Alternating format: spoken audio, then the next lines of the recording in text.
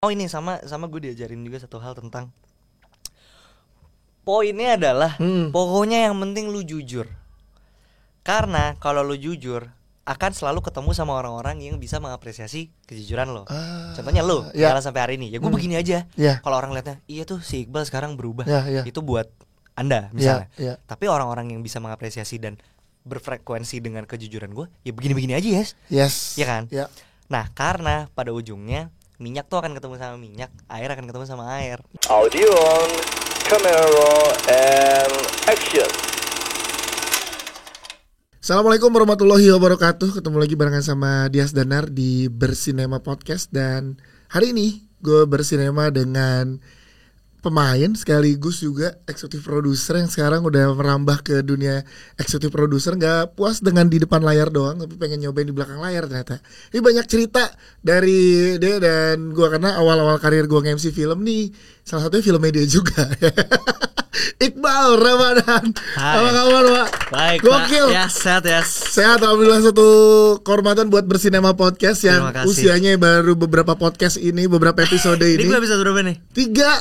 Gokil. Wah gila, mantep. Gila, baru 3 episode dan udah kedatangannya udah kayak Iqbal Ramadan. Happy gue diundang, makasih. Thank you loh Bang. Thank you banget nih.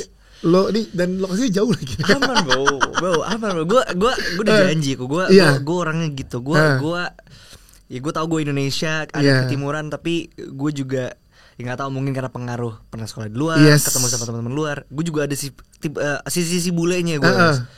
Kalau udah janji pasti gue tepatin. Karena itu kita obrolan pada saat gue main untuk konten di film yang terbaru lo ini kan. Betul. Bal, gue ada podcast nih, gue ceritain.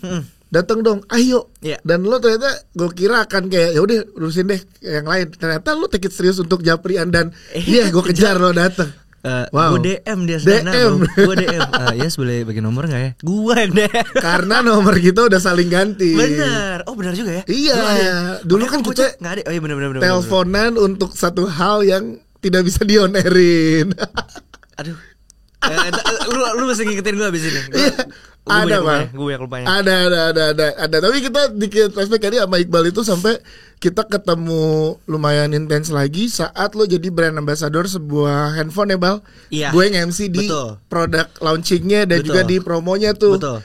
Sebelumnya biasanya ketemu di film terus. Di film. Tapi itu pun jarang karena kan gue biasanya 1 tahun belum tentu satu. Paling banyak 1. Iya. Cuma memang hampir semua film yang gue mainin 2023 ke bawah tuh emang sama lu sih pasti. Betul. Dan pertama kali kita ketemu kan di film yang apa namanya bersama dengan teman-teman di Duren 3 tuh, Dilan waktu itu. Dilan pertama kan? Dilan pertama. Yang waktu itu cast reveal Dilannya itu adalah Iqbal Ramadan tuh lo kan? Bukan, gue nggak ikut di cast reveal. Bukan bukan ya? Itu Iksan. Ada tim marketingnya mereka, internal. Oke. Nah, gue pas mulai keliling mall, keliling sekolah, itu lo keliling bioskop, itu gue semua. Berarti pertemuan pertama kita tuh di mana? Di mall, salah satu mall di Jakarta yang kita promo film lo. Bukan di Preskon Dilan justru. Tapi Dilan 1 kan? Dilan 1. Okay. Dilan 1 yang gue di nama mallnya Cijantung apa mana ya? Atau Cibinong pertama kali. Itu udah ribuan orang. Dan lo gue panggil. Yang panggungnya di luar bukan sih? Panggungnya itu di dalam. Oh di dalam ya? Yang udah mepet banget. Yang sampai kaca-kaca tempat orang jualan udah itu goyang. Iya. Yang lo datang 3 menit sampai 5 menit doang, habis itu harus selesai karena terlalu banyak orang. Iya, itu salah satu ini gue juga sih ya sebenarnya, kayak apa namanya?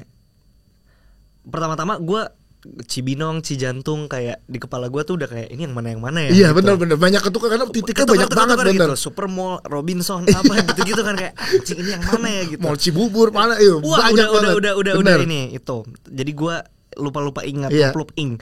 Cuma kalau soal yang kayak tentang apa namanya keramaian yang sampai akhirnya jadi itu kan sebenarnya beresiko membahayakan ya, kayak kaca orang dorong-dorongan, kayak itu bisa melukai yang datang. Untuk mensukseskan si film tersebut, merugikan pihak mall juga. Maksudnya hal-hal kayak gitu yang akhirnya ya nggak tahu, lu kan sama gue dari Dilan gitu kan, jadi kayak lu melihat, maksudnya gue berproses dan jadi mungkin lu akhirnya salah satu orang yang juga bisa memahami transformasi gue tentang pengamanan, tentang safety, tentang sistem yang akhirnya harus diciptakan supaya hal-hal kayak gitu tuh nggak ada lagi gitu loh. Ya karena yang dijagain sebenarnya gini, kenyamanannya. gue tuh lu tahu sendiri ya, dulu Dylan tuh seperti apa ketika misalnya orang rame tapi nggak ada penjagaan yang proper, yang malah cuma bisa marah-marahin dan ngebentak fans yang mayoritas juga perempuan. Lalu akhirnya gue tuh harus dibekep. Iya betul, kan? betul. Gue nggak bisa dada-dada. Nggak bisa. Mereka juga akhirnya cuma berusaha dalam tanda kutip melukai karena pengen dapet notice. Jadi akhirnya nggak ada yang win-win gitu loh. Dan momen itu sering terjadi di momen itu ya Bal. Itu sering banget. Itu pembelajarannya justru. Dan buat yang nggak tahu, karena lo taunya hanya di atas panggung, saat di belakang panggung ada satu pandangan yang gue lihat gini, kita jangan kayak gitu banget lah ke fans. Itu keluar dari lo. Lo pengennya, gue pengen jangan gitu. Iya. Jadi lo pengen ada kayak, jangan, lo pengen tetap nge-treat tapi mungkin cara ini tuh belum proper gitu. Waktu itu belum ketemu memang. Waktu itu belum proper. Tapi gue nggak suka, maksudnya kayak, ya sorry banget, maksudnya harus gue sampaikan misalnya kayak pihak pengamanan dari mall yang mungkin memang tidak terbiasa untuk menjaga aktor atau musisi yang juga maksudnya bisa mendatangkan penggemar yang akan mensukseskan filmnya gitu ya. Jadi kan treatmentnya berbeda ya, sama misalnya mungkin penjagaan yang biasa mungkin ngejaga konser K-pop misalnya, konser Coldplay atau konser-konser musisi yang memang ada cara rules and regulations cara mainnya supaya si aktornya tetap nyaman, tetap bisa dilihat sama penonton, dan penonton juga bisa melihat idolanya juga dengan nyaman gitu loh. Kalau itu kan dulu gila, nggak kondusif. Pingsan aja tuh yang beneran kayak dioper satu sama lain. Turun, terus yang dimarahin tuh perempuan-perempuan. Banyak yang kayak masih mungkin SMP yang datang dari tempat yang jauh untuk ke situ. Gue selalu nanya kan, ini datang dari mana? Terus pada yang datang nggak dari kota tersebut atau dari tempat tersebut, terus harus dimaki-maki. Padahal dia cuma pengen ketemu. Terus guanya harus dievakuasi, dibekep di keteknya satpam gitu. Kan nggak keren banget ya. Kalau gue dulu kegusarannya adalah sebagai MC ya. Pesan yang pengen disampaikan dari film ini nggak nyampe, nggak bisa. Jadi kayak, aduh sayang banget. Sebenarnya kan pesan yang dibawa bagus, pengennya mempromosikan, tapi gimana berpromosinya saat ini tidak bisa dikontrol dengan kondisi yang nyaman gitu. Bener. Maksudnya ini tidak menyalahkan pihak manapun ya. Bener. Saat itu kejadiannya memang dan keadaannya kayak gitu, dan ini, itu pernah dialami. Ini 2000, ini kita ngomongin ini tuh kayak 2017. Ini kejadian 2017, 2018, maksudnya udah 5, 6, 7 tahun yang lalu ya. Tapi justru gara-gara pernah merasakan hal-hal seperti ini, ngerasanya justru kalau gue pribadi, salah satu hal yang bisa gue lakukan untuk berterima kasih sama para orang-orang yang nungguin film gue, nungguin karya gue, adalah dengan menciptakan sistem yang lebih baik gitu loh. Supaya win-win tadi, maksudnya gue tetap bisa dada-dada, bahkan mungkin bisa menandatangani beberapa hal ketika itu kondusif gitu ya.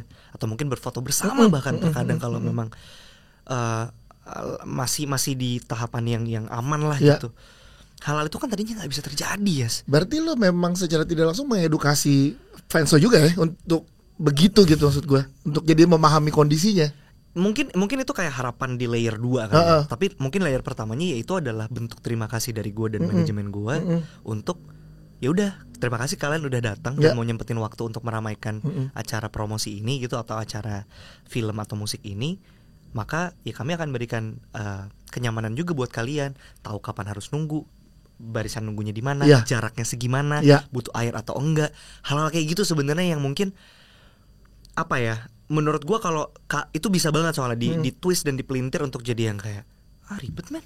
Iya ada sudut pandang itu tetap karena gue sadar betul, maksudnya memang apa yang terjadi saat itu memang ya bisa disebut anomali, dan apa yang akhirnya dilakukan hari ini itu juga pembelajaran dari atas apa yang udah terjadi. Tapi kan poinnya sebenarnya ini tentang penggemar gitu loh. Ini tentang penggemar, tentang acara, MC-nya enak, bisa ngobrol, bisa nyampein. Jadi gue sama klien kan, oh yang MC Pak bener nih, kan gini, kalau dari MC adalah pesan klien nyampe ke penonton. Kalau gue tidak bisa melakukan itu, berarti gue juga menilai diri gue, berarti gue tidak baik dong dalam bekerja. Gue ingat maksudnya lu lagi yang kayak ngomongin, oh berarti nanti film, ya itu bisa ya, boleh tolong dibantu ya. Ya jadi filmnya juga, itu juga bener. Ya, kan gitu, jadi gue ngomong ke arah sini, yang ini berisik ke sini. Tapi itu mulai gue rasakan saat pada saat yang kita ketemu di event outdoor yang acara handphone Bal. Karena itu sudah mulai diterapin tuh. Itu enak kan, itu kayak itu kita jarak dekat lagi dengan fans. Deket banget. Dan mereka masih ingat gue. Oh ya? Ya sampai ada yang nge-tag kita. Kalau ketemu tuh kita selalu salaman dan pelukan gitu, sampai ada yang kompilasinya. Oh iya. Iya. Kayak edit jedak-jeduk gitu. Betul, edit jedak-jeduk. Berarti dia ikut proses pendewasaannya juga sebagai fans. Dan pada faktanya kalau hari ini tetap bersedia untuk hadir mendukung project-project yang gue lakukan, semoga apa yang gue dan manajemen lakukan untuk membalas kebaikan mereka tuh berasa juga gitu. Justru maksudnya bukan berasa jadi kayak wah Iqbal makin jauh atau apa. Justru poinnya justru bukan itu. Gimana caranya sekarang setiap kali masuk venue keluar venue ya lu tetap bisa melihat dan dada dan kita bisa berinteraksi, nggak yang kayak zaman dulu yang kayak gitu. Dan justru jadi lebih nyaman ya. Tapi kembali ke momen itu Bang, saat semua orang dan di fenomena di industri secara marketing film itu sebegitu wahnya, kenapa lo sempat ada bukan kata ya, kalau kelihatannya tuh kayak ngerem untuk main ya. Kayak abis itu kan kita ketemu di Bumi Manusia. Kita ketemu lagi yang di Jogja kan? Iya, di Jogja. Tahun mana tuh? Iya.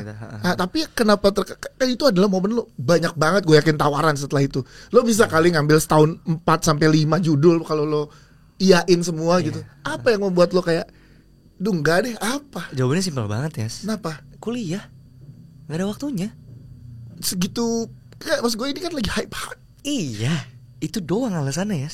Lu segitu mementingkannya berarti ini loh, bukan tentang mementingkannya segitunya.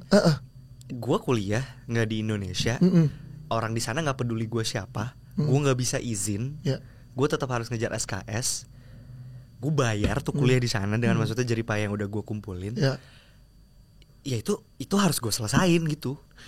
Tapi momen itu kan banyak orang yang mungkin ya kalau ada di posisi lo akan ini momen kayak pemain bola deh, lagi hype-hype-nya ditawar dengan gaji tinggi dan main reguler.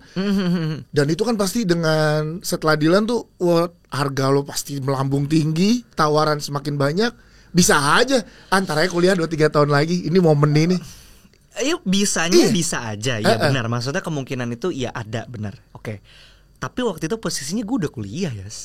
Posisinya gue middle ya. Iya, posisinya gue udah di sana. 2019 awal tuh gue posisinya udah menempati tempat tinggal gue baru di Australia. Gue ingat tadi pertama tayang soalnya lo udah berangkat. Udah nggak ada. Kita cuma muterin video lo di bioskop. Halo. Iya. Bikin video tuh 2019. Bener. Itu pun gue bikin videonya nggak di Indonesia. Gue bikin videonya udah di New York. Pas gue lagi syuting Ali. Oh iya. Jadi jawaban pendek dan absolutnya ya karena emang lagi kuliah ya. Emang lagi nggak ada di sini. Tapi lo pada saat itu ada ke-trigger di hati lo, wah gue melewati kesempatan yang gede ini nih gitu. Mungkin alhamdulillahnya kali ya. Enggak, kenapa alhamdulillah? Soalnya gue nggak ngerasa punya penyesalan. Maksudnya gue nggak ngerasa yang kayak maksudnya kayak damn gitu, kayak harusnya dulu gue gini gitu. Mungkin gara-gara gue pernah melewati fase yang sama waktu 2016 gue SMA keluar. Itu kan gue juga meninggalkan grup musik gue. Oh iya. Saat waktu itu posisinya juga dalam tanda kutip lagi semua orang ngomongin. Sama, jadi dan sama obrolannya juga tentang kayak lu yakin mau sekolah, lu lagi punya semuanya loh. Persis maksudnya argumen yang tadi lu sampaikan gitu. Cuma karena gue pernah melewati fase 2016 dan alhamdulillahnya survive aja. Gue dapet tawaran Dilan setelah itu, lalu Dilan akhirnya naik lagi, tapi gue harus lanjut kuliah. Itu yang bikin gue yakin kalau satu nggak ada yang kebetulan, yang kedua kalau itu emang rezeki gue itu nggak akan ditukres. Wah, lu dapet pemikiran itu dari lo sendiri atau gimana Bal? Dari apakah ada nyokap yang emang ngasih lo bekal untuk kata-kata atau keluar pemikiran gitu? Enggak sih, gara-gara gue ngejalaninnya aja. Maksudnya gue ngikutin aja. Akhirnya kemana nih kayak syuting, ya udah syuting, meledak. Tapi gue belum selesai SMA, ya udah gue balik lagi SMA, balik, wah meledak, ditawarin film, ya udah oke. Set, tapi gue mau kuliah, ya udah gue kuliah, meledak lagi filmnya, tapi gue 4 tahun di sini, gitu aja terus ya. Memproses di sini gimana Bal? Karena memproses gini, ada beberapa orang yang tiba-tiba banyak followers saja bingung memprosesnya. Ngerti? Itu lu memprosesnya gimana tuh? Gue pengen tahu tuh proses di momen itu gitu. Kayaknya kalau gue nggak mencoba, maksudnya gue nggak mau terdengar menjadi orang yang kayak pick me atau kayak gitu. Cuma nggak bisa dipungkiri bahwa memang masa kecil gue kan juga udah berbeda dengan masa kecilnya teman-teman industri ya, udah di industri. Jadi perasaan kayak menghandle apa namanya ya itu tadi lah ya maksudnya euforia boomingnya film, perasaan itu tuh maksudnya gue belajar dari gue umur 11. Iya lagi. Iya kan? Gue belajar dari umur 11. Jadi ketika udah di kuliah tuh berarti gue umur berapa ya? 18. Gue telat setahun. 19. Iya 18-19 lah. Maksudnya itu terjadi lagi. Dan gue harus meninggalkan apa yang mungkin banyak orang berdoa pada Tuhan kalau itu yang diinginkan. Iya. Itu kan poin lo kan. Iya. Itu tadi poinnya sih tentang yang kayak enggak, kalau itu emang masih rezeki ya nggak akan ketuker, akan ke lu juga kok iya, gitu ya. Iya. Dan alhamdulillahnya ya semoga maksudnya gue nggak jinx dan emang bener ini yang dikasih ya maksudnya. Ya alhamdulillah gue kuliahnya udah selesai. Iya. Gue sekarang main film lagi, jadi Betul. EP lagi, jadi executive producer pula gitu. Bahkan jadi jauh lebih baik ya, kuliahnya tetap dapat, Itu lulusnya maksud gue, dapat, iya. pendidikan aman, Iya. film, dan lu tetap ada di top tier.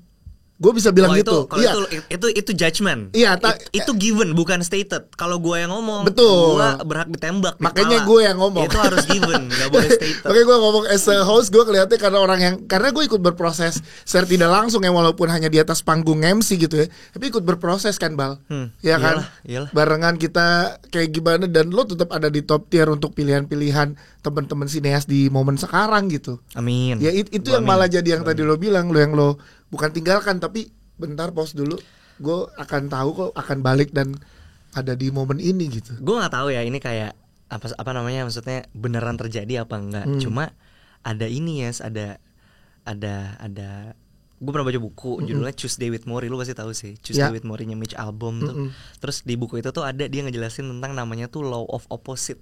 Oh, gimana tuh, boleh dijelaskan? Law of opposite itu nempel buat gue karena itu terjadi. Jadi itu udah terjadi pas gue baca itu tuh baru kayak, oh, gue ngalamin ini. Iya. Tentang semakin lu ikhlas, poinnya ya, maksudnya yang gue tangkap gitu. Intinya semakin lu ikhlas, semakin lu apa bahasanya tuh ya pasrah dan lu berserah gitu.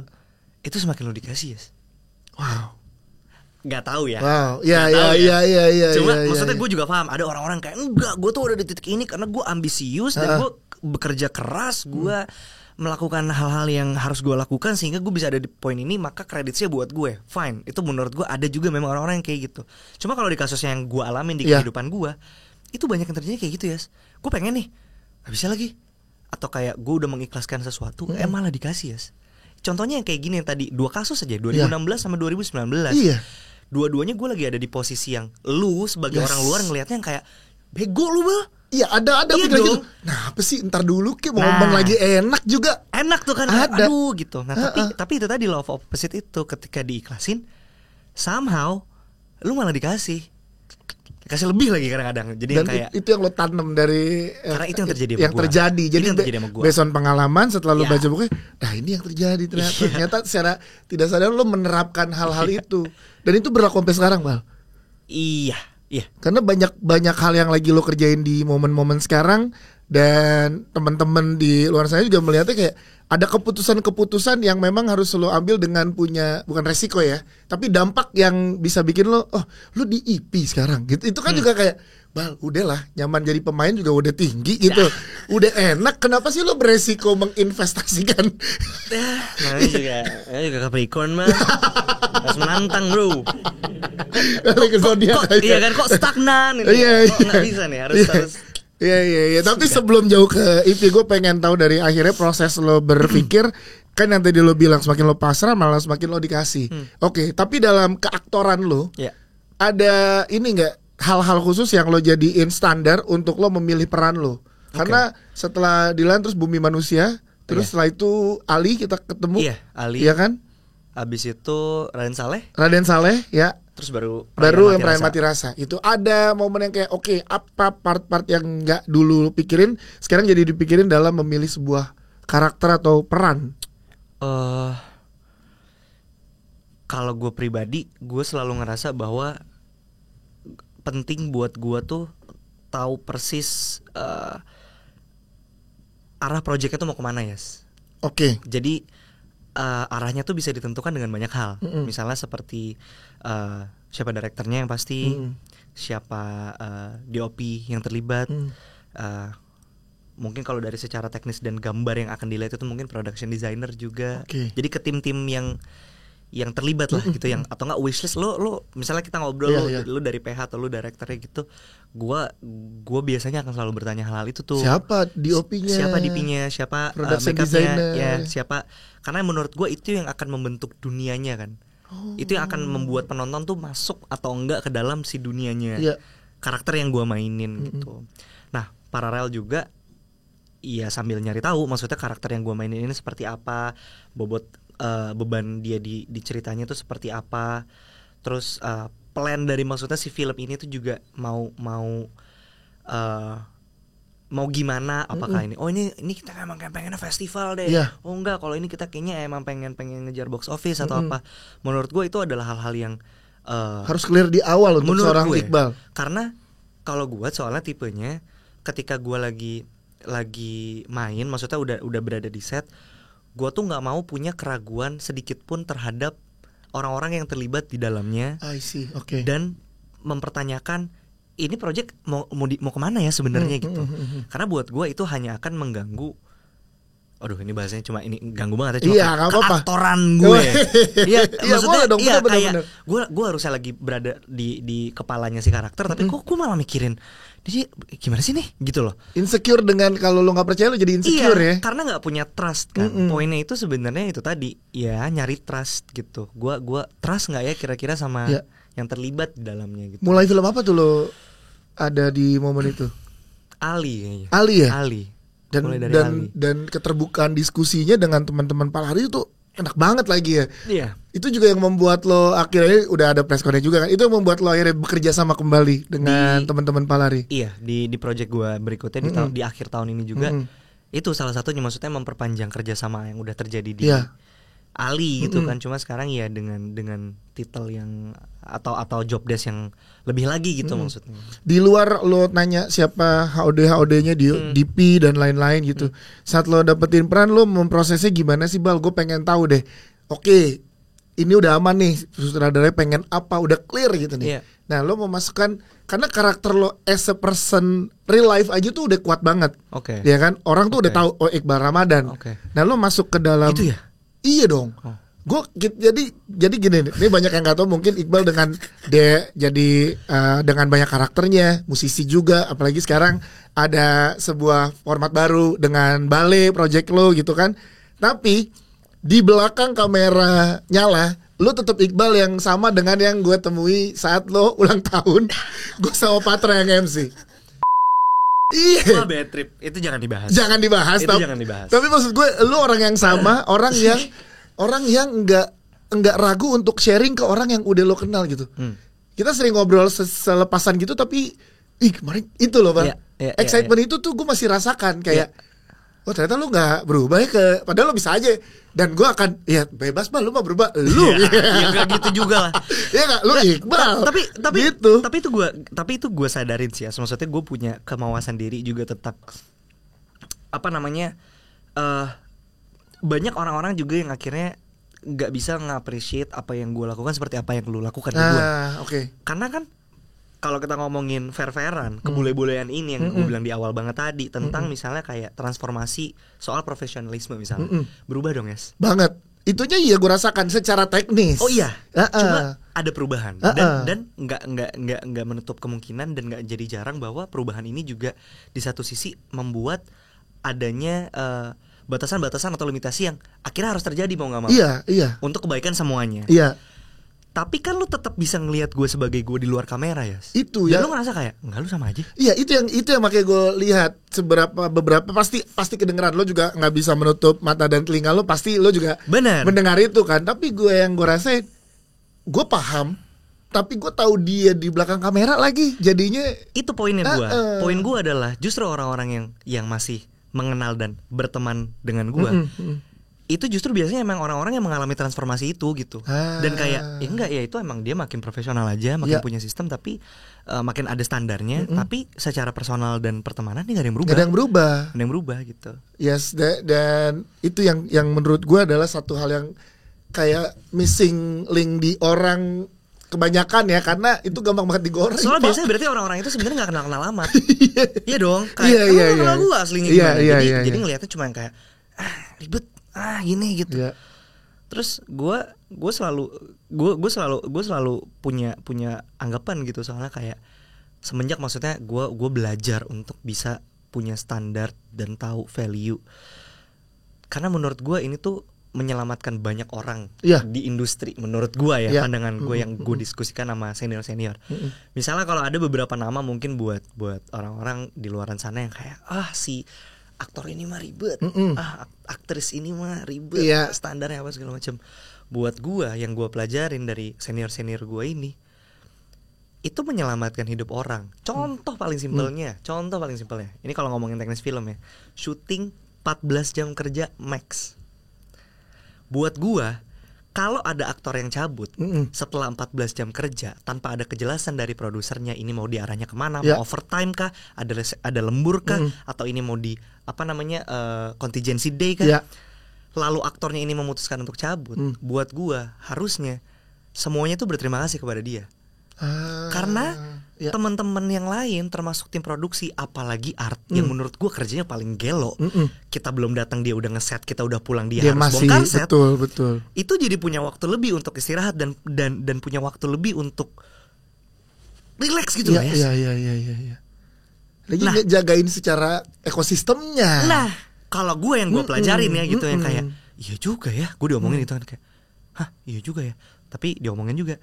Tapi ya gimana Bal, kita juga selalu dihadapin sama hal-hal, misalnya lu melakukan hal kayak gitu, tapi nanti lu pasti jadi bahan omongan. Iqbal cabut tuh lagi syuting. Beritanya tuh cuma berhenti sampai di situ ya. Betul. Nggak mau narik sebabnya.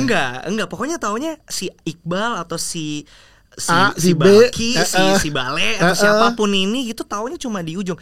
Makanya semenjak gue sekarang belajar untuk punya standar ini tadi, setiap kali gue dengar ada aktor senior atau teman-teman seumuran yang gue ngerasa diomongin kayak dia mah gini, gue tuh akan selalu jadi orang yang kayak enggak, maksudnya dia pasti punya alasan kayak gitu. Dia pasti punya alasannya. Apapun itu ya, terlepas dari ternyata emang ngehe deng, itu beda. Itu beda. Tapi maksudnya dia pasti punya alasan untuk melakukan apa yang dilakukan. Entah ternyata misalnya gak tahu lah ya, maksudnya itu udah mungkin hari syuting kesekian terus ternyata ada hak-haknya yang belum terpenuhi atau apa, gue nggak tahu gitu. Cuma tapi pasti ada penyebabnya.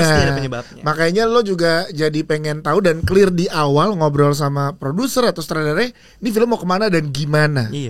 Jadinya itu jelas. Jadi saat lo mengerjakan, oke, gue tinggal profesional terhadap keaktoran gue. Tinggal senang-senangnya aja. Karena hal-hal ininya udah dijagain. Nah itulah butuhnya lo bertransformasi secara manajerial lebih profesional gitu ya. Nah ini kan jadi pemahaman juga nih.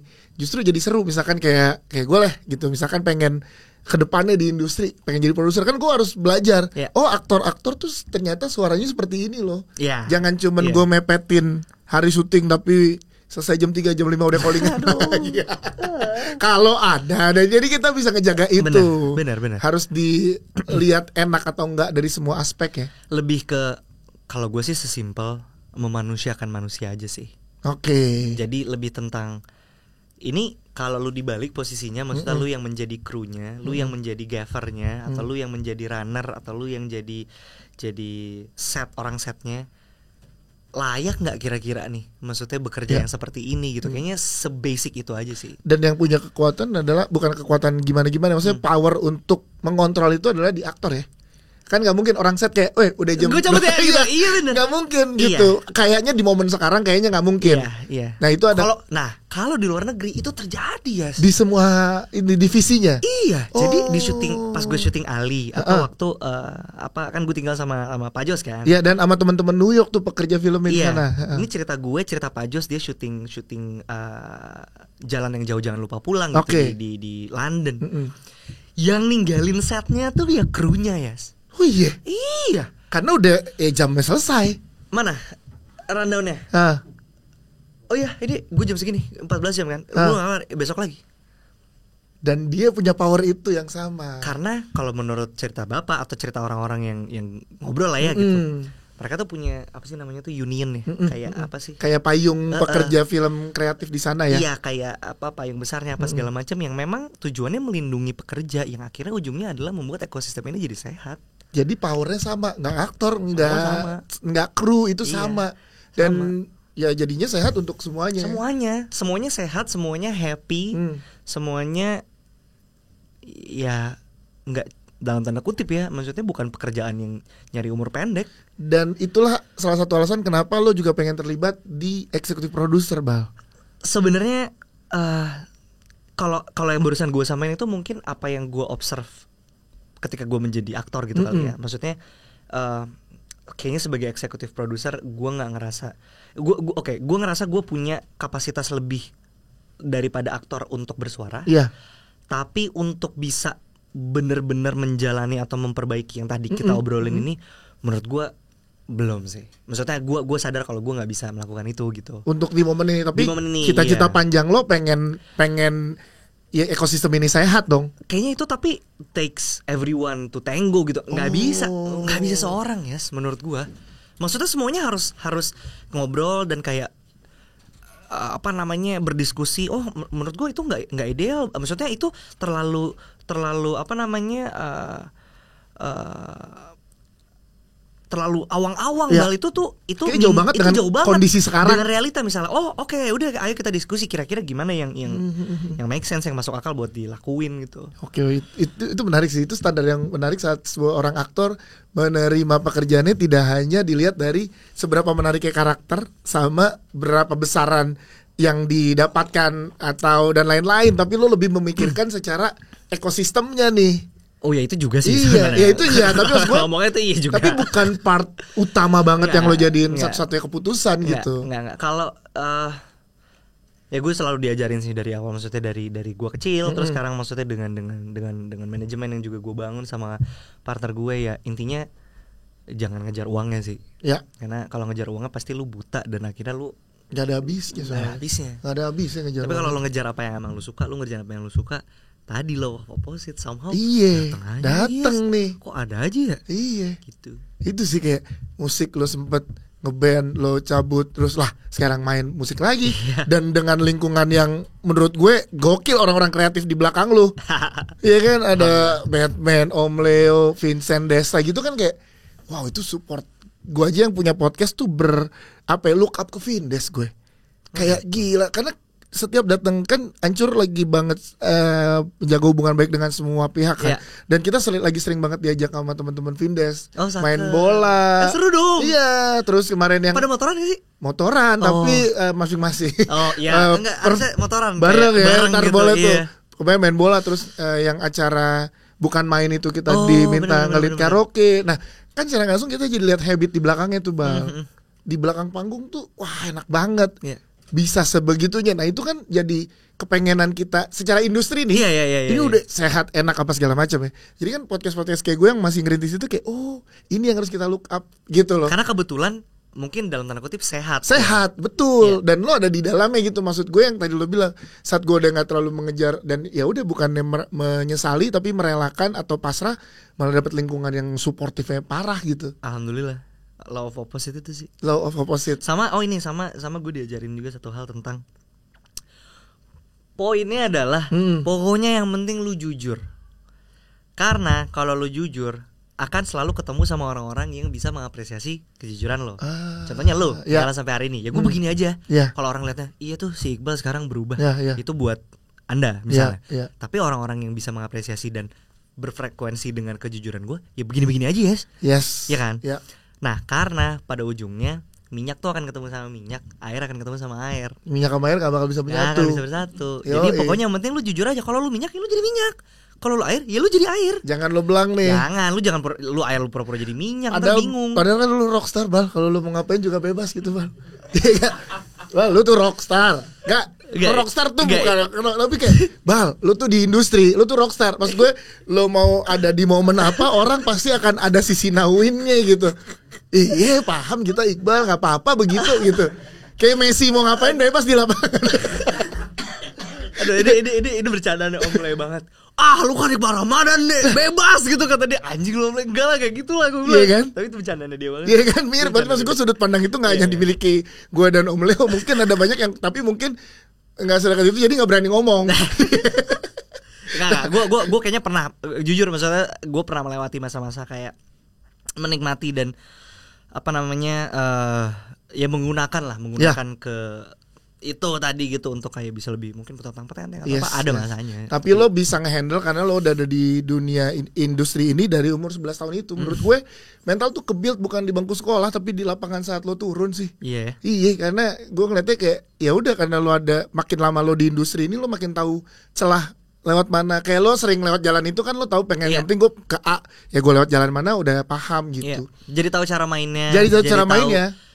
Oh, ya itu emang begini gitu. Maksudnya ekosistemnya kayak apa, iklim dalam tanda kutip politiknya juga seperti apa tuh, jadi kayak oh, ya emang begitu aja sih. Ngeremnya jadi paham kapan gue mesti ngegas ini, kapan mesti ngerem dulu di jalanan. Oke, kalau ada baru nih kenceng banget, ya silakan lewat, ya kan. Jadi jangan kita halang-halangin, ntar juga ketemu di jalur yang sama. Itu gue juga suka bingung tuh sama orang di jalan kalau yang kayak tato gitu. Kata gue, kata gue itu cuma paling beda tuh 5 menit. Iya bener. Iya sih. Iya. Ya Allah, tapi hujatannya gitu. Berapa ratus mobil tuh yang hujat. Iya. Tapi gue pengen ke produksinya Perayaan Mati Rasa nih berarti.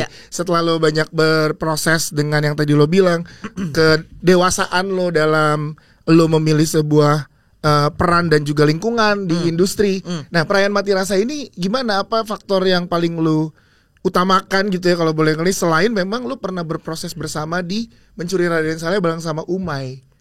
Nih sebelum gue jawab, gue agak kedinginan lagi, Yes. Nah, kalau kedinginan lu pakai outer yang ada di belakang aja, Bang. Ada outer? Ada, udah disiapin. Nah, wow. Iya, coba digunakan. Nah, wow, pas banget ya. Memang ini nggak ada sih yang namanya kebetulan di dunia ini nggak ada itu. Bersinema emang luar biasa. Bersinema udah menyiapkan itu. Terakhir kemarin bukan kedinginan, dia tuh kepanasan, akhirnya dibuka baju. Ini baru karena kita mau masuk ke film Perayaan Mati Rasa. Iya dong. Nah, silakan berarti tinggal dijawab. Tapi emang beneran dingin sih di ruangan. Iya kan. Gue dari tadi sebenarnya nahan tuh. Perayaan Mati Rasa tuh kalau gue dari awal sebenarnya selalu mengedepankan mimpinya Umay. Oke. Jadi Umay apa yang pernah di-share ke dia dari dia ke lu? Dia 2023 itu nelpon dan dia bercerita pengen punya pengen bikin film ketiganya yang pastinya berbeda gitu dengan film-film dia yang sebelumnya, yang mungkin lebih dekat dengan dia, tapi juga ada sisi bandelnya dia juga harus bisa lebih keluar di filmnya yang ketiga, lebih muda bahasa spesifiknya tuh kalau nggak salah yang dia pernah sampein. Dan entah kenapa Umay tuh ngubunginnya gue waktu itu untuk menceritakan aspirasinya dia nih sebagai filmmaker gitu. Terus memang berprosesnya waktu itu barengan di Mencuri Raden Saleh. Dan Umay emang sempat beberapa kali itu menawarkan film-film dari production house-nya dia. Cuma karena satu dan lain hal intinya belum pernah berjodoh gitu. Sampai akhirnya dia menceritakan si aspirasi itu. Terus gue bilang gue juga pengen sih sebenarnya bikin involve di film yang waktu itu tuh bahasannya 2023 tuh ya tadi yang muda kayak seru lah gitu. Terus karena gue bilang karena itu adalah tipe film yang gue suka. Gue bilang gue tumbuh gue suka dengan 3 Hari Untuk Selamanya, gue suka Janji Joni, gue suka banget Quickie Express, gue suka Garasi, film-film yang beneran kayak melambangkan sebuah era. Di zaman itu musiknya, sense fashionnya, dan berasa mudanya aja gitu. Dan seneng nonton deh. Happy aja kan? Iya, happy banget itu nonton film-film yang tadi lo sebut. Seru dan emang dihibur gitu. Nah terus waktu itu tuh obrolannya awalnya inisiasi awalnya tuh kayak gitu doang sebenarnya. Terus ya udah boleh kita melakukan sesuatu. Lalu Umay bilang ya udah tapi gue pengen lumayan apa segala macam. Ceritanya udah ada belum? Ceritanya nanti kita bikin. Tapi gue tahu kalau gue pengennya ini judulnya Perayaan Mati Rasa, which is dari lagunya dia. Dan gue tahu ada lagu itu gitu. Jadi gue kayak ya udah apa yang bisa kita godok dari situ. Terus berproses sampai di satu momen gue lupa gue masih kuliah apa gue udah balik. Terus gue ngomong sih, maksudnya gue secara gamblang gue emang ngomong, gue bilang gue mau main di film ini, tapi gue nggak mau kalau cuma main doang, gue bilang. Justru tawaran itu dari lu sendiri ya? Dari gue gitu, karena gue ngerasa waktu itu momennya pas lah Umay dalam tanda kutip mungkin curhat ke gue, minta gue menjadi pendengar untuk aspirasinya dia tuh adalah gue orangnya. ya udah di saat yang itu juga gue ngerasa kayak udah ini mungkin saatnya gue dalam tanda kutip juga minta lah gitu. Terus dia dengan sangat ringannya kayak oke, lu mau apa gitu lah. Gue kayak jadi apa ya, malah gue nggak tahu, ditantangin balik malah jadi jadi apa ya. Terus ngobrol ditentukanlah menjadi eksekutif produser ini gitu. Dan dengan tangan terbuka Umay dan teman-teman sinemaku membiarkan gue untuk belajar lah di sini gitu, karena debut gue, jadi gue jadi banyak tahu sih. Yes. Dengan peran yang lebih, jadi gue pengen bahas ke eksekutif produser dulu ya. Dari yang lo ceritakan tadi di awal, ada rasa insecure kalau misalkan lo tidak sebegitu percaya dengan sebuah project gitu ya. Nah ini kan ranah yang baru. Itu gimana lo belajar ya? Terbebani gak dengan bersamaan dengan lo sebagai aktornya? Justru kalau gue ngerasanya kalau tadi di awal kita ngebahas tentang kenapa gue bertanya segitu banyak hal karena gue pengen mengumpulkan trust.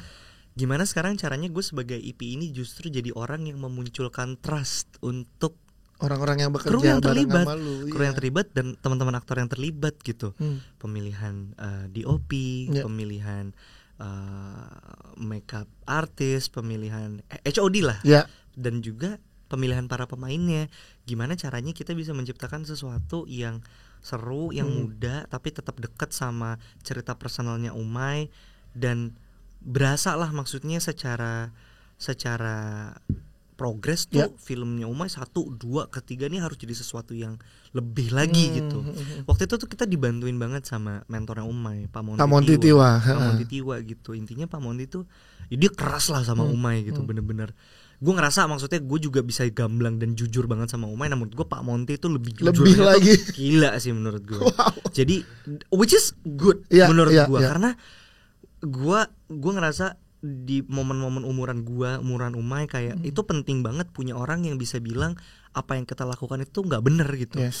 Ini nggak bener, ini salah, ini jelek. Karena hal-hal itu yang akhirnya bikin kita jadi belajar. Terus di momen itu intinya Pak Monty bilang lu harus bertransformasi di film ketiga, karena kalau nggak ngapain lu bikin film. Ini kayak musisi harus bertransformasi dari album 1, 2, album 3 tuh jadi selalu jadi pertaruhan ya. Rasanya tuh kayak gitu. Iya kan? Ini lu udah film ketiga, lu harus bikin sesuatu yang lain. Kalau lu cuma main aman di apa yang udah lu berhasil bikin di film pertama dan film kedua, lu ngapain lah intinya bikin film lagi. Terus gue ngerasa waktu itu kayaknya jangankan Umay, gue aja ngerasa kayak oh berarti gue harus bisa nge-support Umay untuk mewujudkan mimpinya dia gitu. Jadi beneran di perayaan Mati Rasa ini gua tuh ngerasa gua tuh jadi bagian dari perjalanannya Umay Shahab sih. Jadi gua tuh ada di dalam cerita sejarah proses regenerasi sineas di Indonesia dan transformasinya seorang Umay gitu. Nah gue ngerasa happy dan gue ngerasa bangga gue tuh ada di situ gitu. Terlepas dari keaktorannya terlepas dari proyeknya gitu. Tapi bagaimana gue punya peran yang lebih lagi dalam melihat teman dekat gue di industri itu bertumbuh, dan gue bisa ngelihat gimana akhirnya lewat adanya film ini harapannya muncul dan lahir Umay-Umay berikutnya yang gak takut buat bikin film. Dan gak takut untuk dijudge kayak film lu pertama gini banget. Enggak, itu kan yang jadi penting kan. Karena orang jarang banget yang mau mulai karena takut dijudge soalnya. Karena memang ya gak bisa dipungkiri memang semenakutkan itu. Tapi kalau udah dilewatin ya udah. Makanya itu gue penasaran sama Umay. Harusnya kan episode sebelum lo itu ada Umay. Tapi karena satu dan lain hal ya, tes DCP. Itu lu mesti tanya sama dia. Penasaran tuh part itunya dia. Jadi lu karena lu tahu lu pernah mengalami ada di film lu kan udah lebih dari 3 kan, itu juga jadi momentum juga tuh. Gue nggak tahu kok buat aktor di film ketiga. Kalau buat musisi album ketiga tuh beberapa kali gue ngobrol tuh jadi pertaruhan juga kan. Nah, gue kan album gue baru 1. Iya. Cuma tapi banyak gue pernah dengar itu teman-teman musisi yang gitu kan. 1, 2, 3 nih. Kalau lo bisa survive di album ketiga panjang lo nih. Bisa survive. Iya gitu kan. Ada ini apa namanya rule of thumb-nya gitu lah. Betul.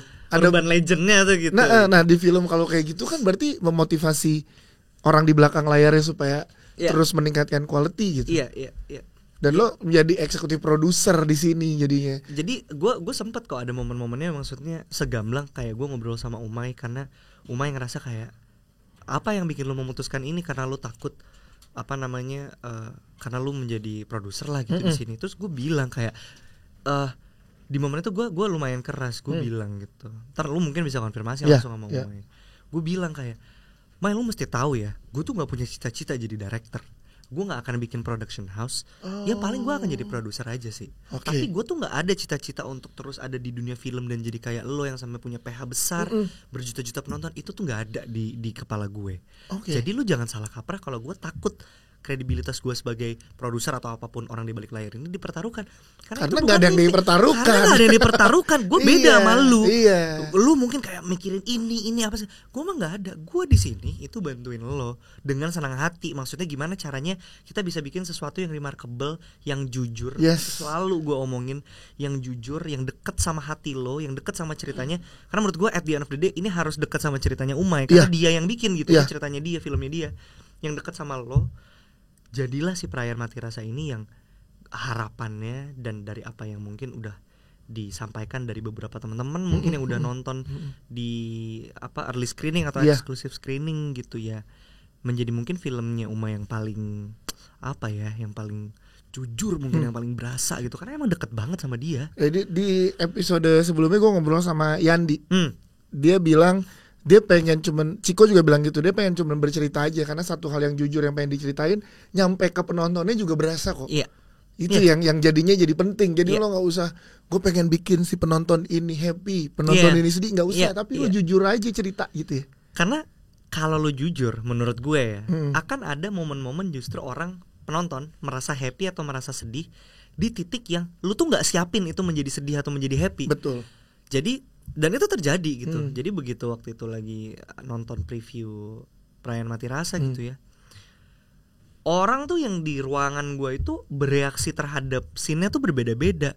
Ada scene yang kayak di gue ini ya oke gitu. Ada orang yang kayak anjing, wah. Ada yang gue yang wah gue abis nih. Orang gue yang tadi sih gitu. Terus gue bilang sama Umay, gue bahas kayak iya menarik deh kok bisa ya beda-beda. Terus gue bilang karena lu nggak bikin scene ini yang ini orang nangis, yang ini enggak, yang ini nangis. Itu poinnya. Terus karena lu nggak bikin kayak gitu dan lu cuma jujur aja bikin scene-nya, jadi akhirnya nyampe ke orangnya tuh juga beda-beda.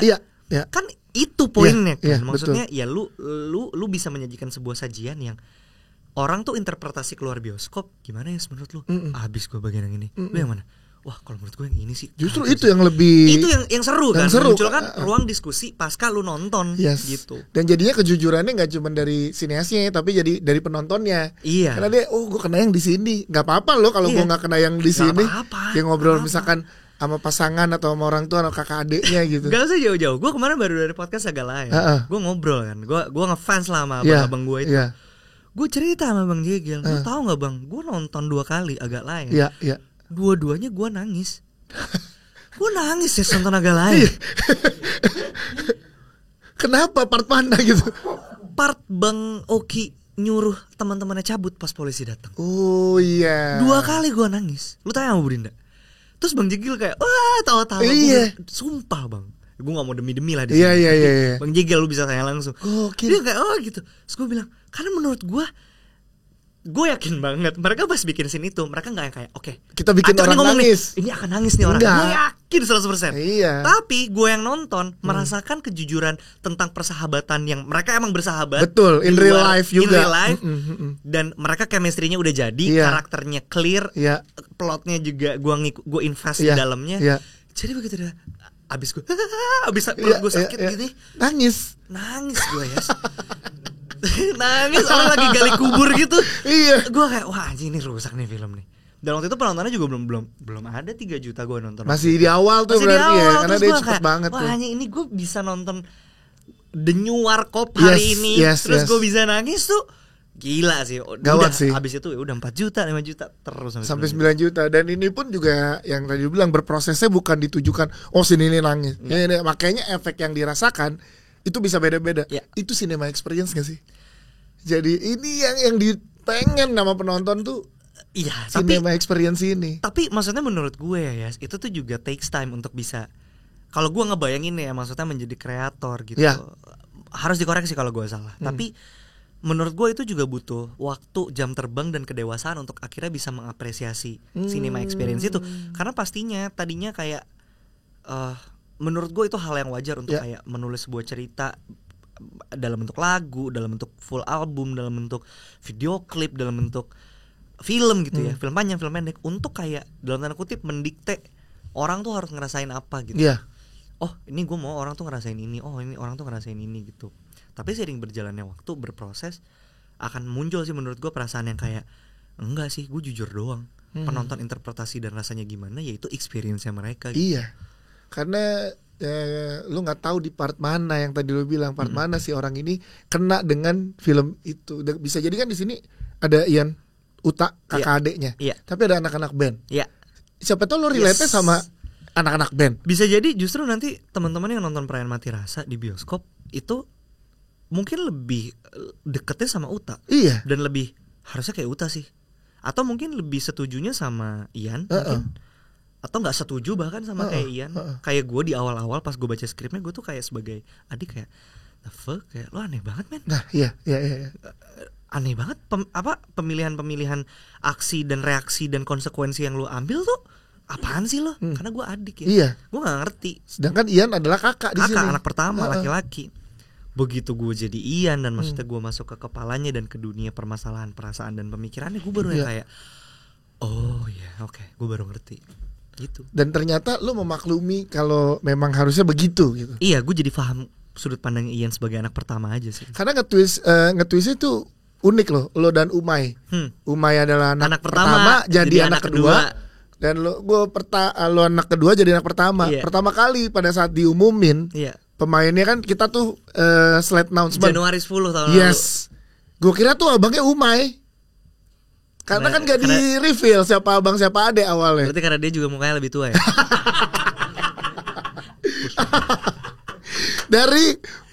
Dari foto yang dikasih kan pendewasaannya kayaknya abangnya Umay nih. Soalnya dia brewokan. Iya di situ. Ya, gue kan kayak lumba-lumba. Iya. Dan lo kan gondrong apa gitu, kayaknya abangnya Umay karena in real life kan Umay anak pertama. Lo anak kedua, tapi ternyata di switch sama dia. Bener. Gile. Dia main di film Perayaan Mati Rasa aja tuh gara-gara gua. Lo yang minta ya? Iya, dia tadinya nggak mau. Jadi lu minta apa Bal? Minta lu main gitu? Iya, jadi gua waktu itu berarti requestnya 2. Gua minta ada maksudnya peran lain selain menjadi aktor, sama yang kedua gua mau menjadi aktor dan yang lu kasih ini tapi lu harus main. Di awal emang udah firm lu Ian nih? Atau emang sebelumnya ngulik antara lu dan Umay, Ian siapa, Uta siapa? Waktu itu tuh kan gue berproses sama Perayaan Mati Rasa ini dari belum ada Ian, belum ada Uta, belum ada ceritanya. Dari Umay cuma curhat ya? Iya, belum ada, premisnya tuh belum ada. Jadi akhirnya sampai ada Ian Uta ya karena akhirnya ya Umay main juga, ada adik di sini, bla bla bla gitu, baru akhirnya jadi ada. Tadinya mah boro-boro ceritanya aja nggak ada. Jadi bener-bener dari scratch. Gue bilang soalnya ini pembelajaran gue juga. Biasanya gue sebagai aktor, gue tuh diberikan skrip itu draft terakhir kan. Betul. Jadi itu adalah draft paling terbaru dan yang dalam tanda kutip paling sempurna, yang bisa diberikan sama director atau dari tim production house-nya gitu. Gue baca ya udah. Lah ini kan gue kan dari kertas kosong, dari notebook gue. Iya. Jadi karena dari nggak ada apa-apa sampai akhirnya jadi draft berapa ya? Gue lupa. Draft sekian tuh. Jujur susah untuk jadi objektif, bias. Iya dong, karena kan gue jadi mikirin teknis. Iya. Bagian ini dragging deh. Gitu. Iya. Ini nggak perlu nih informasi ini gitu. Karena beda dari sebelumnya lo ngedapetin udah draft terakhir, lo tinggal memproses karakter, background dan perasaan dan lain-lain. Tapi ini dari kertas kosong lo build bareng sama Umay. Wah ini setnya ini gimana ya ntar ya? Ini jadi mikirin itu juga. Iya, jadi kayak ada lah maksudnya hal kecil kayak gitu tuh nggak bisa dipungkiri, dan itu kan pengalaman dan perasaan baru ya. Gue nggak pernah punya itu sebelumnya. Jadi belajarnya banyak banget di sini ya. Belajar di Perayaan Mati Rasa ini berkahnya gue rasain. Filmnya belum tayang, tapi ilmunya udah gue dapetin gitu. Oh, jadi berproses ke dalam diri lo nya udah duluan karena udah dari awal lo nge-build ini. Ini sih gue gara-gara ajaran Om Leo sih. Gimana? Dia Om Leo punya apa kehidupan? Dia punya isma tuh, konsepnya, teorinya dia tentang happy tuh bukan ada di belakang. Happy tuh adanya di tengah, dia bilang. Gimana coba. Kalau lo happy itu adanya di tengah, maka lo tuh akan happy saat lo menjalani apa yang lo jalanin. Oke. Misalnya gini, lu mau manggung, lu udah mempersiapkan panggungan lu untuk solo konser misalnya. Begitu lagi konser, ternyata hujan deras ya. Kalau happy-nya ada di belakang, lu ngamuk ya. Lu sedih itu konser lu jadi sepi lah karena orang macet, telat dan lain-lain. Tapi kalau happy-nya adanya di tengah, dari mulai lu proses bikin ide nih konsep konsernya mau apa, latihannya berapa lama, lu deg-degan asam lambung mau tidur, sampai lu ada di atas panggung aja dan itu lagi hujan, lu tuh akan tetap happy karena lu happy ngejalaninnya. I see. Oke, Sama menurut gue dengan film. Kalau gue nih yang gue terapin nih, yang dari ismunya Om Leo Master nih. Om Leo nih, tentang lu happy nggak ngejalanin syutingnya. Kalau buat gue happy karena gue harus mengamani happynya ini dengan ngebentuk trust tadi di awal, bertanya dan segala macam supaya gue bisa happy ngejalanin syutingnya. Kalau gue ngejalaninnya happy, ngerjainnya happy, gue happy dengan pendewasaan gue secara aktor di karakter gue happy berdiskusi sama Uma yang director yang seumuran gue, yang belum pernah gue lakukan sebelumnya. Gue happy kerja sama teman-teman seumuran Gen Z yang kerja di tim produksi juga, jadi kru film di Perayaan Mati Rasa. Karena gue udah happy sama semua ini, outputnya apapun tuh udah happy ya. Karena prosesnya. Karena happynya nggak ada di ujung, happynya tuh adanya di proses tengah. itu yang happy. Happynya tuh adanya di tengah. Ini gue happy nih kayak gini. Nah hal kayak gitu yang gue terapin dan ya itu tadi makanya maksudnya Perayaan Mati Rasa udah memberikan happy dan keberkahan buat gue. Semoga berkah dan happynya itu juga bisa didapetin sama penonton juga. Yes, amin. Ada jawaban di sebelah sini. Karena berarti dari lu sama Umay nge-build Ian dan Uta punya band apa segala macam juga dari awal ya.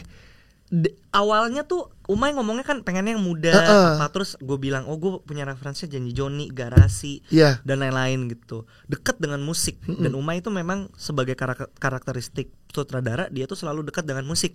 Ada lagu-lagunya di film Kukira Kau Rumah, ketika berhenti di sini juga ada lagu Perayaan Mati Rasa, original soundtracknya juga ada Efek Rumah Kaca dan lain-lain.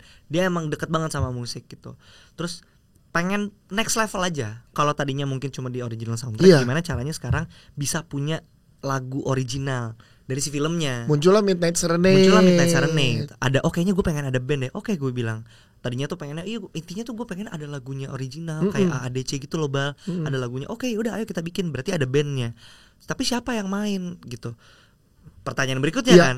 Terus waktu itu obrolan kita adalah kalau lu beneran pengen punya lagunya dari visi film ini, dari si band ini, maka yang mainin bandnya di film itu harus musisi dong. Bener, harus beneran bisa main. Harus beneran bisa main gitu. Oh gitu ya, iya dong, harus beneran bisa ngebawain lagunya secara live, bisa rekaman bahkan gitu. Oke, ya udah akhirnya dicarilah pemain-pemain yang emang musisi. Ketemulah kita berempat ini. Ada gue di situ, Randi Danista, Dul Jailani sama Dul. Pertanyaannya adalah bandnya udah lengkap. Isil kan ikut main. Dia vokalis Goodnight Electric. Karena gue kira saat kemunculan dia adalah part of the band. Di draft-draft sebelumnya tuh ada. Ada di draft-draft sebelumnya.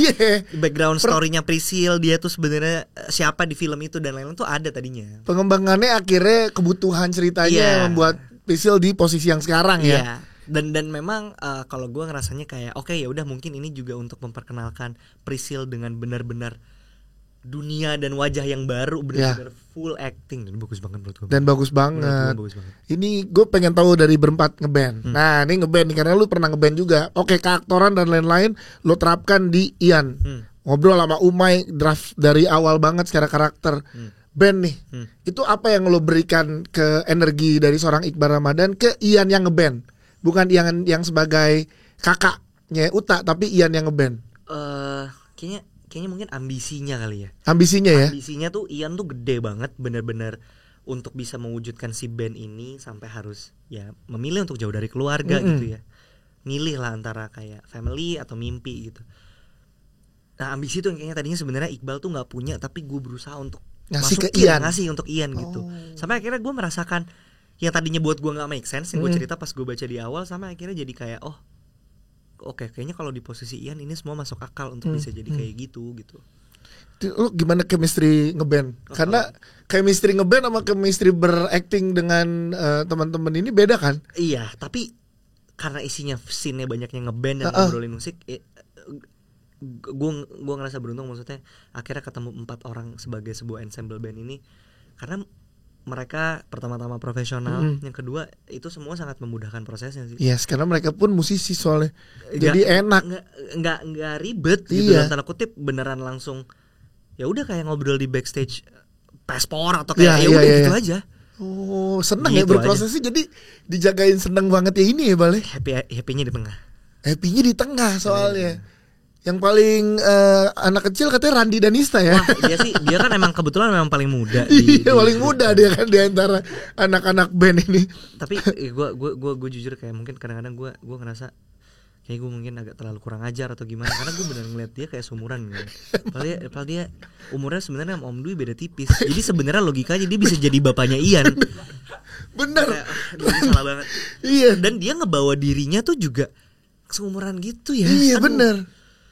Jadi kayak beneran veteran, dan di karakter kan emang gitu ceritanya, dia veteran lah gitu. Apa nggak naik kelas, nggak lulus, jadi akhirnya jadi satu angkatan dan lain-lain. Jadi kayak anjing, lu kayaknya metodnya kebawa emang dari kehidupan nyata. Lu emang muda aja sih.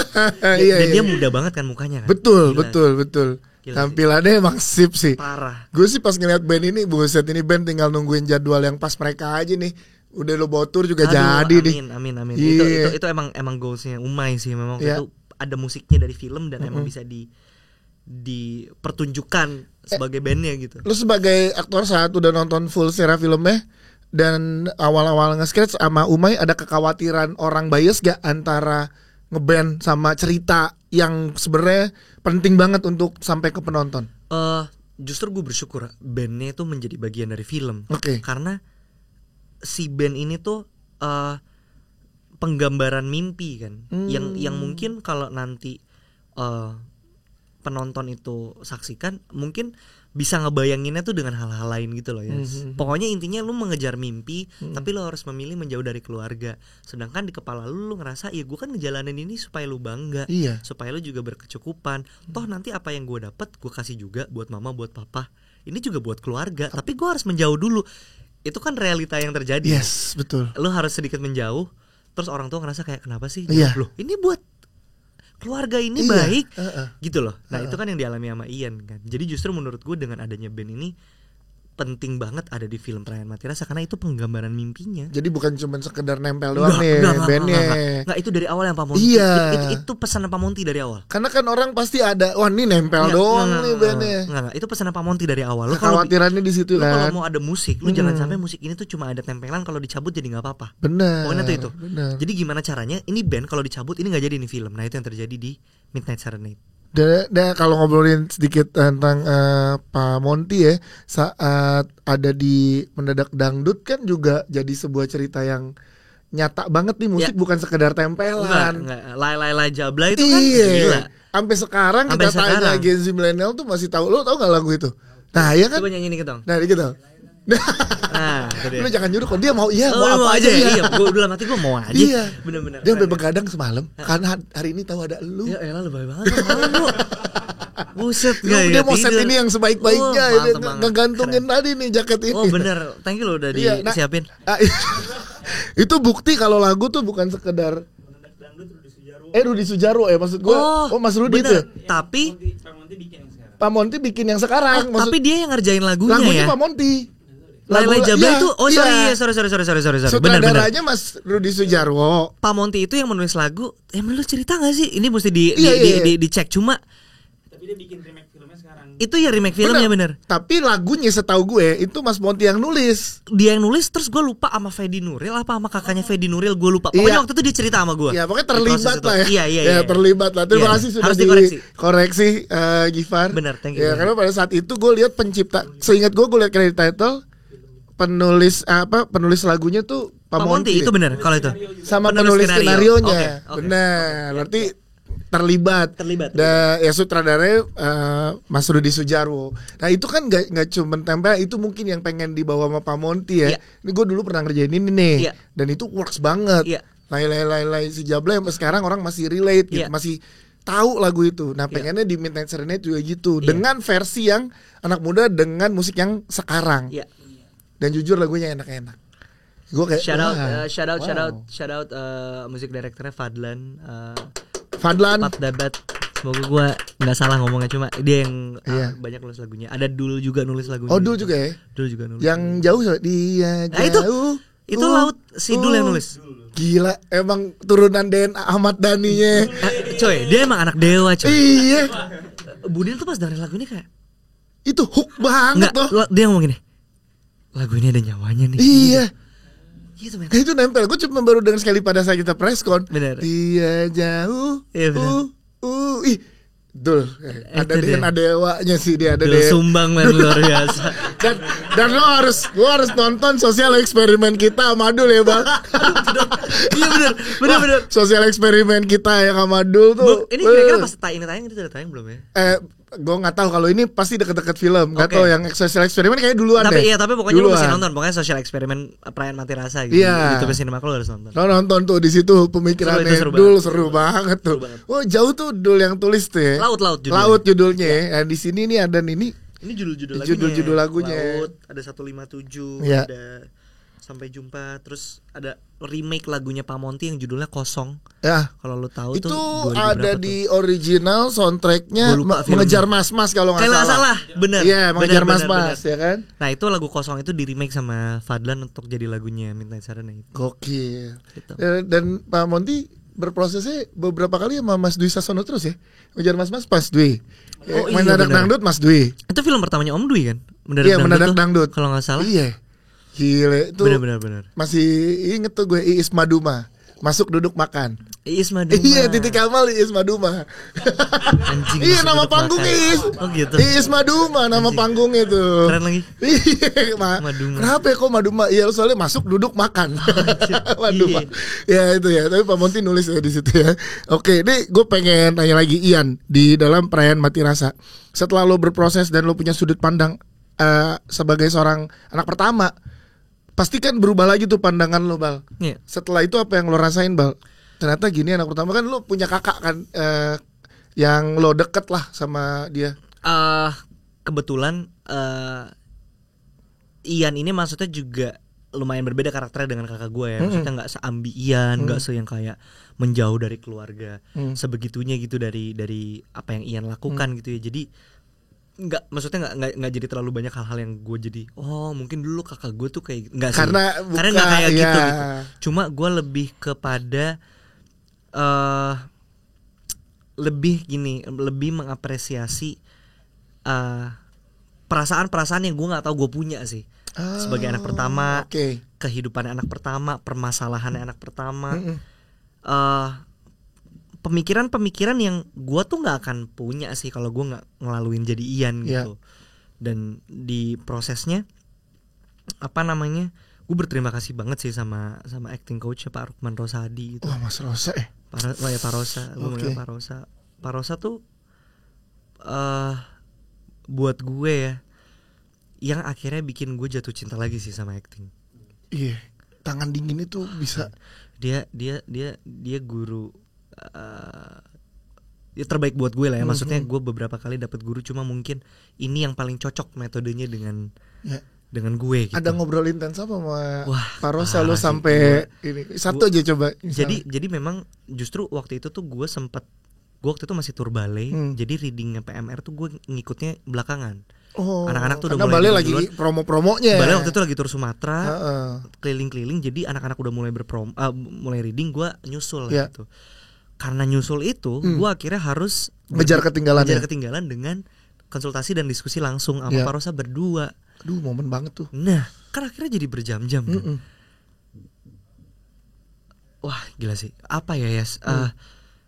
Nggak, gue jadi paham gitu kenapa akhirnya orang tuh bisa jatuh cinta sama acting, orang jatuh cinta sama dunia seni peran. Why-nya kenapa kita harus terus menjadi aktor, kenapa kita harus ngambil peran-peran dengan memilih dan beneran percaya dengan peran yang kita pilih.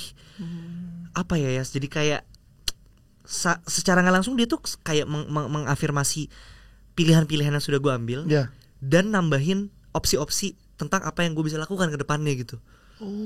Ngebukain pikiran gue aja sih tentang acting dan dunia film industrinya, dan benar-benar bikin gue kalau konteksnya di Perayaan Mati Rasa gitu ya, jadi punya empati yang gede banget sama Ian gitu, sama karakternya. Jadi bukan sekedar readingnya lancar apa kagak, bukan itu yang dilihat ya. Kita tuh ini mungkin teknis banget ya. Iya. Tapi kita tuh bahkan nggak reading semua scene.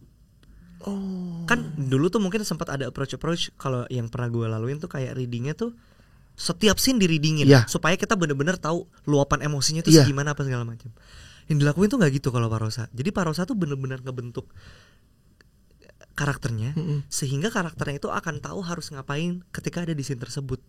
Dan itu secara natural lo bisa rasakan kalau lo melakukan latihan keras. Ya proses latihannya ini iya, latihan gitu kan. keras tapi akhirnya nggak semua scene itu dilakukan tapi ya jadi gitu loh. Itu gilanya dia sih menurut gue. Jadi saat di set lo udah tahu kenapa Ian mengambil keputusan ini karena lo masuk ke dalam Ian-nya, bukan sekedar baca dan menghafalin karakternya gitu ya. Bener. Itu bener banget. Dia waktu itu ngasih analoginya gini, Yas. Dias itu kan adalah sebuah karakter juga, seorang karakter juga. Iya. Dias itu punya history di hidupnya. Iya. Dias itu punya masa lalu di hidupnya yang akhirnya membuat Dias hari ini tuh seperti ini. Iya. Pilihan baju warna baju yang dipakai, potongan rambut yang digunakan, aksesoris yang digunakan, itu karena Dias punya history kan, dari kecil dan lain-lain. Ketika Dias udah punya history dan menjadi Dias yang hari ini, Dias itu tidak perlu kan berpikir respon-respon apa yang harus dikeluarkan ketika dia senang, dia menangis, dia marah, dia sedih. Ya lu udah tahu aja harus ngapain kan? Iya, betul. Itu karena lu tuh udah jadi sebagai sebuah karakter. Kita nih, Iqbal, Dias, Ifar, siapa gitu. Jadi harus semuanya tuh udah jadi gitu. Nah, itu yang dibentuk sama Parosa. Gokil. Jadi begitu Ian atau Uta atau Dinda atau Dini atau Ray harus marah harus apa? Kalau udah mateng siapakah mereka itu, maka si karakter akan tahu dia harus ngapain kan. Wah gila sih.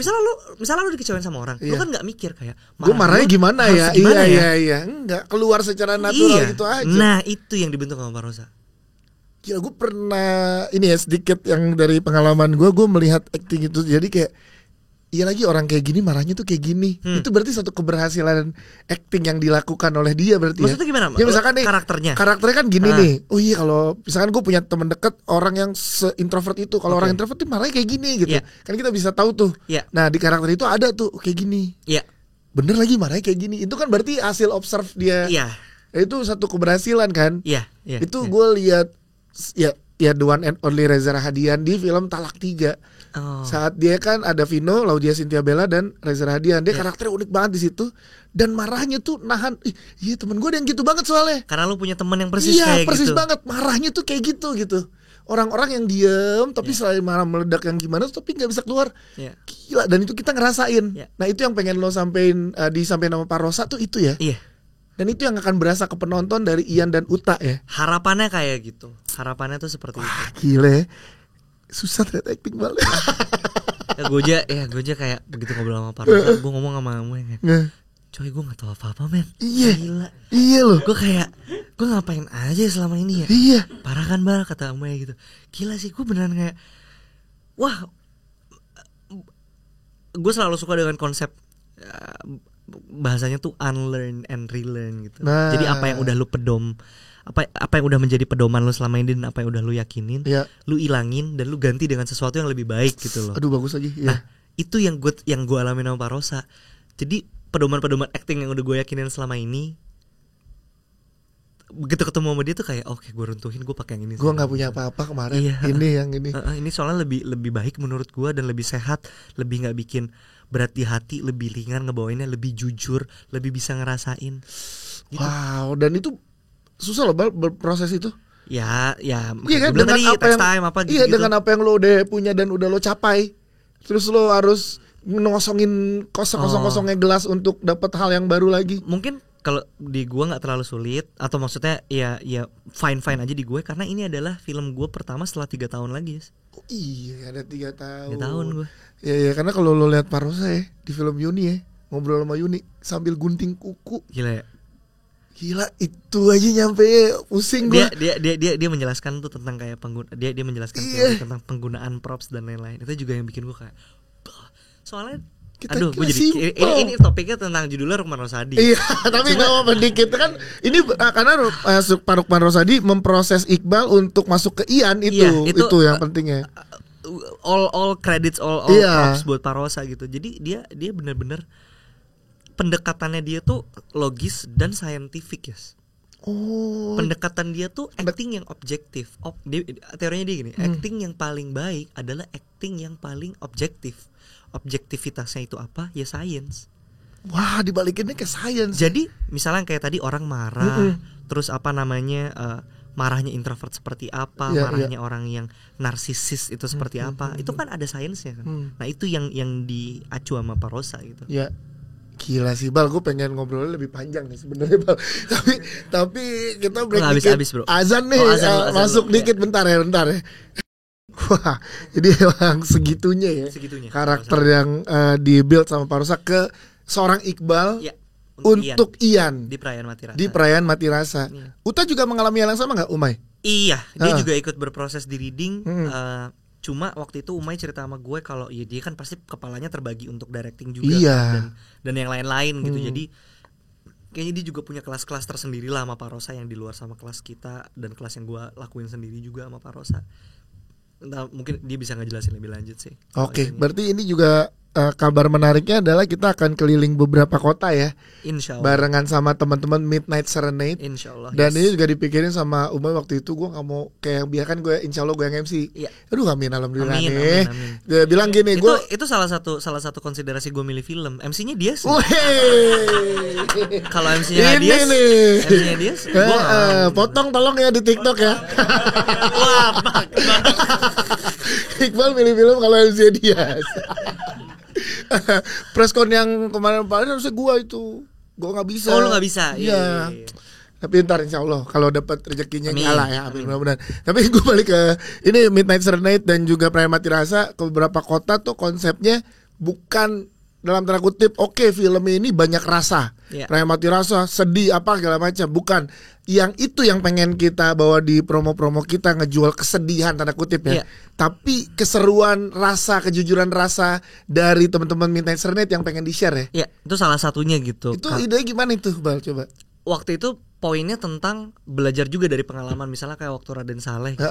Kita ngelihat antusiasme teman-teman di daerah tuh pas kita datang seru banget kan, ramai banget gitu. Dan untuk akhirnya kita punya kesadaran bahwa ini kayaknya sebenarnya penonton ini tuh pengennya tuh melihat idolanya di atas panggung dan seru-seruan.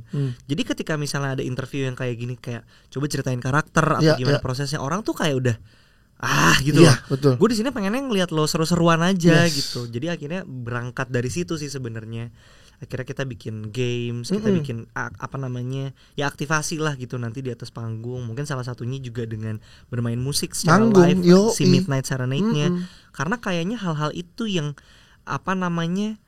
akan lebih menghibur teman-teman di daerah yang akan kita datengin gitu loh. Daripada dengerin kita bacot-bacot ngomongin teknisnya gini, prosesnya boring menurut mereka nggak nyari itu. Boring. Dan maksudnya gue pun sebagai penikmat konsumen dari film-film juga kadang-kadang ngerasa kayak boring, kayak nggak usah lah ngomongin teknis gitu. Tapi kita justru pengen memberikan sesuatu pengalaman buat teman-teman yang datang nanti. Ya pengalaman yang wah gila, tadi gue nonton Iqbal sama Devano, kemudian sama Dul sama Randa Danista gitu. Hal kayak gitu yang pengen kita push justru. Karena saat kalau ngerasain filmnya tinggal lo datengin ke bioskop. Kalau berbicara teknis dan berbicara deep tentang masing-masing karakter, ya ada tempat-tempat yang lebih tepat untuk ngomongin itu. Salah satunya di Bersinema Podcast. Bersinema, yoi, kelas.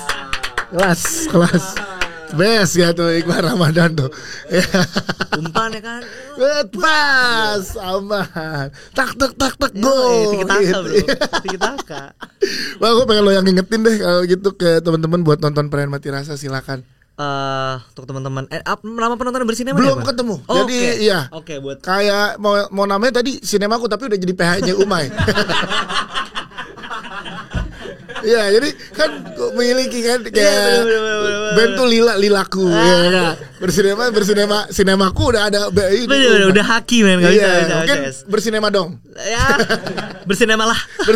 Buat para bersinema lah. Ya pokoknya buat teman-teman penonton Bersinema Podcast yang lagi menyaksikan ini dimanapun teman-teman berada, film terbarunya Umay dan film terbaru gue, Perayaan Mati Rasa, bisa disaksikan di bioskop mulai tanggal 29 Januari 2025. Film yang harapannya bisa menjadi pengingat untuk kita semua, termasuk gue pribadi, betapa pentingnya menjaga komunikasi sama orang tua. Karena mungkin kita sebagai anaknya itu, sebagai anak lah in general, mungkin ngerasa bahwa hidup kita masih panjang, masih ada karir dan mimpi yang harus dikejar, dan kita masih punya waktu yang lama untuk menggapai itu gitu, dan untuk hidup di dunia ini. Tapi hal itu tuh nggak berlaku sepenuhnya juga buat orang tua kita, karena mereka udah hidupnya udah lebih lama, dan once mereka nggak ada, ketika mereka harus pergi untuk selama-lamanya, jangan sampai punya rasa penyesalan seperti apa yang Ian rasain. 29 Januari di seluruh bioskop Indonesia. Bal, thank you banget. Thank you. Yes. Thank you banget. Gue pengen lebih banyak ngobrol lagi. Next film kalau di Bersinema sebenarnya nggak harus sedang lagi promo film. Pokoknya lo mampir kapan aja boleh. Tapi mau berulang boleh. Benar. Tapi gue tuh tipenya gitu ya. Gue jarang sebenarnya datang ke podcast kalau nggak ada karya. Ntar kita tunggu. Pokoknya kan 2025 ada lagi ya. Iya. Tungguin. Kalau nggak ada karya film, gue kulik karya musik. Ya, bisa.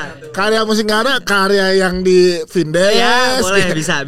Selalu ada celah pokoknya yang kita. penting pokoknya kalau gue, insya Allah kalau ada karyanya pasti gue datengin. Karena kalau enggak gue bingung ngomong apa. Banyak banget sebenarnya. Iya kan? Lu kan Iqbal Ramadan. Tapi kalau kata balik lagi nih kata Om Leo lu Iqbal Ramadan. Balik lagi nih. Oke, thank you Bale. Thank you banget. Thank you teman-teman, sampai ketemu di Bersinema Podcast episode berikutnya. Dadah. And cut.